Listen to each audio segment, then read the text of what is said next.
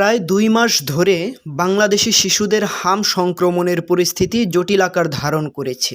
এরই মধ্যে হাম শনাক্তে পর্যাপ্ত কিট নেই বলে অভিযোগ উঠেছে।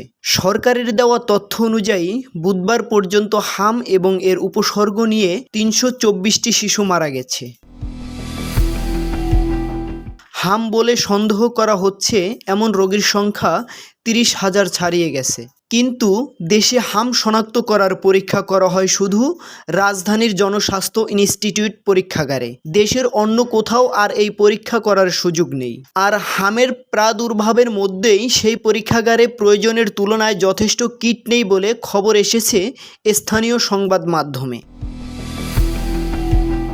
তবে জনস্বাস্থ্য ইনস্টিটিউটের পরিচালক মমিনুর রহমানের দাবি, এই পরিস্থিতিকে সংকট বলা যাবে না, এটাকে স্বল্পতা বলে উল্লেখ করেন মিস্টার রহমান।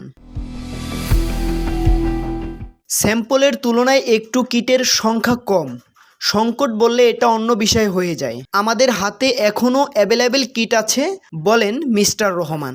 তবে জনস্বাস্থ্য বিশেষজ্ঞরা বলছেন, পরিস্থিতি অনুধাবন করলে প্রস্তুতির ঘাটতি ছিল।